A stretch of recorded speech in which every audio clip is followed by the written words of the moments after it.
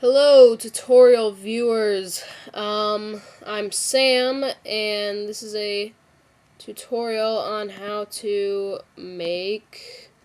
Sorry, I wasn't already there. How to make this effect.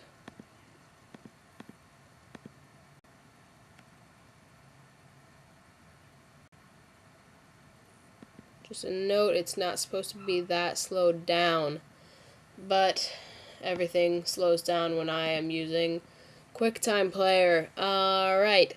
So, before I actually start, I would like to point out my other channel here, Sam and Wyatt Films, where you can see these tutorials in action. In videos like Epic Wizard Battle and whatnot. Alright, so to the actual tutorial. Open up After Effects and drag in your footage. Just real quick, make sure this is still working, because this is actually the third time I've attempted this tutorial, but it froze up. So, sorry about the not as good screen recording quality, but I'm tired of trying to do it full quality and it freezing. Okay, so open up After Effects, drag in your footage.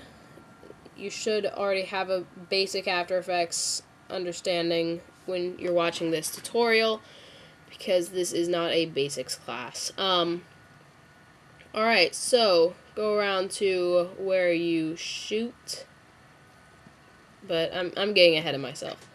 First, this tutorial uses Action Essentials, so let's go to that, go to Charges, and either charge 22 or charge 18, they both work. Let's see, in the example I showed you I used charge 18, but let's go ahead and use 22 here. Let me just try that. Alright, so let's go to where I pull the trigger.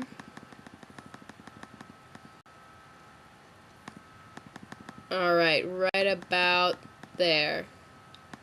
Alright, drag the charge into your footage. And go to about here. Yeah, maybe around there. Cut it right there. And line it up with your gun. Alright, so here's what we got right there. I know what you're thinking. Pretty cheesy. But let's actually lengthen this out a little bit. I see that it's kind of looking abnormal there. And see, we got that. Actually, I'm sorry. We're not going to cut this off, because we are going to actually right-click the layer, or for Macs, control-click, go to Time and enable time remapping. Let's drag this keyframe to about the middle, around there, and it'll speed it up a lot. So, like that. You could even make it a bit faster. Nah, I'm gonna keep it around the middle. Alright. Now let's set the transfer mode on this layer to add. Let's line that up better. And go to Effect, Color Correction, Tint. And we're going to map black to, you can actually map it to anything you want, from red all the way to red on this side. But I'm going to make it this kind of cyan, however you pronounce that. Don't even know how. Alright, now that you've got your flare or charge tinted, we're going to select the charge, go to Effect, Distort, Turbulent Displace. Now, this is a great effect. Let's set the center point It's good where it is. And let's turn the size down to about 16. And the amount to about, let's say, might even go as far as to say 25-ish. About 20 to 25. And so that gives this kind of a more otherworldly look to it. Now, that's about it for the charge. And now we're going to go to Layer, New Solid, make it black and make it comp size. And go to Effect, Generate Lens Flare. Now, first we want to put the transfer mode to add. And as you can see, this flare itself doesn't really match with the anything here. Not even the lens I'm using. So I'm going to go ahead and go to 105mm prime. Other flares will look better with other lenses, but for the most part, for the effect you guys will be trying to get, I would stick with 105mm. And now let's keyframe the flare's brightness. Go about to where it starts here. Keyframe it. Set it to 0 about here, and then in 3 frames, let's set it to, I don't know, what do I want here? Let's see, maybe about 30. It's really bright. It's a really bright gun. Kind of blinds whoever uses it. It's not very efficient, but it is effective. And then 3 more keyframes. Let's turn it all the way back down. So you got this flash that really helps it blend with the footage. We could even make that a bit longer. Yeah, I accidentally did 2 keyframes instead of 3. I mean, 2 frames between the keyframes. So we got that there. And next, we want to go to Layer, New, Adjustment Layer. And we are going to go to Effect, Distort, Ripple. And let's set the ripple center to about where the muzzle of the gun is. And keyframe the radius. Let's have it at 0 at about the peak of that lens flare. And then 3 keyframes. Turn it up to, I don't know what you want. You know, it really depends on where this is. Because if you turn it too high, too close to the edge, you'll see the black edge there. Sure, there's some way to adjust to it, but, you know, I don't have time for that kind of thing. Ain't nobody got time for that. At about 20, 25, I don't know. I mean, I do know, because I'm the expert. I'm the one giving this tutorial. I obviously know everything about After Effects. Okay, so here's what we got. And, you know what we could do there is Effects, Ripple. Here, sorry, I did 2 keyframes. Alright, and hit FN F9, or on a Mac. On a PC, you would probably just be able to press F9 and smooth out those keyframes. Which you really shouldn't have to do with 3 keyframes. It just seems more professional. Man, what is that? What causes... Is this like a ripple in the space-time continuum? Is that what this gun does? What causes such like a ripple in the world?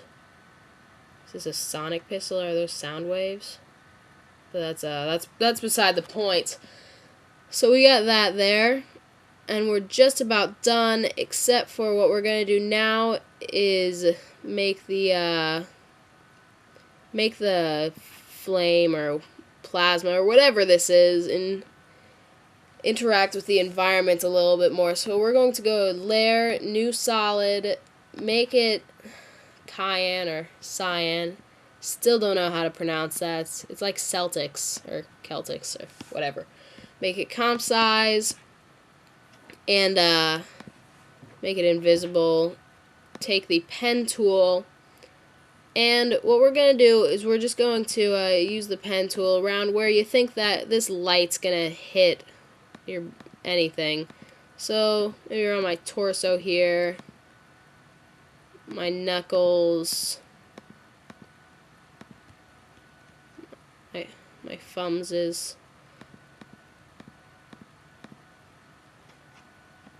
and that's pretty good for not doing this perfect right now because, you know, don't want to waste time in this tutorial.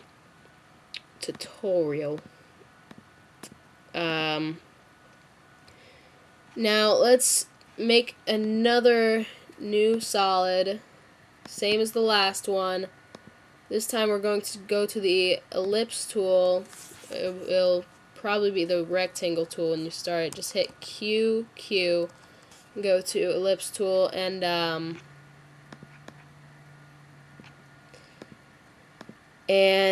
double click it with your new layer selected.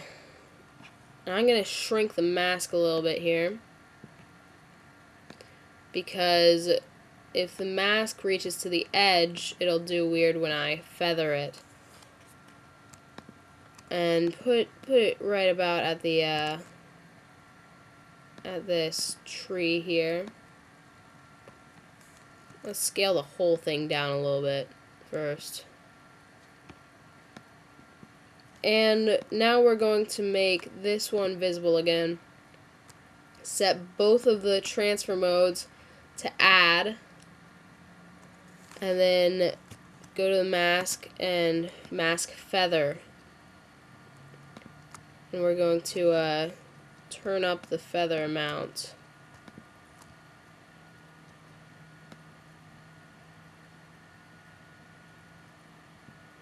Alright, that's pretty good. Alright, but as you can see, it's way too bright, very unrealistic. So what we're going to do is, and the reason that I made this 2 solids instead of just 1, is I want this opacity to be lower than the opacity of the one on my body. So let's turn this opacity right about here. That looks good. No, it looks great. Alright, now we're going to start this right about at the peak of the muzzle, the flash here. Command-Shift-D, and then select this and delete it. And then let's keyframe the opacity. Keyframe that. And then in about 3 frames, turn the opacity on both of them all the way down. Because for some reason this flame here doesn't put off any light. But you know, it's complex stuff. This is space age. Future is among us, people. And so yeah, that looks good. Looks real good.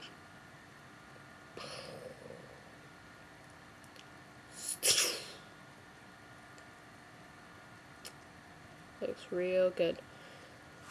Oh, actually, you know something else we could do? I know this tutorial is getting a bit long, but, you know, I want it to be great. So, we could go to our charge and hit Effect, Stylize, Glow.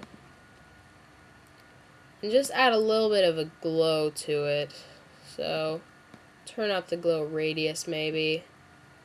You know, that's just some fine-tuning stuff that you can do if you want to. I didn't actually do that in the sample that I showed you. But I kind of like what it does to it. It adds a little bit of life. I love that. Alright, So, I am Sam Nee. Make sure to check out Samuel White Films and subscribe. This has been a tutorial. How do people end these things? Seriously.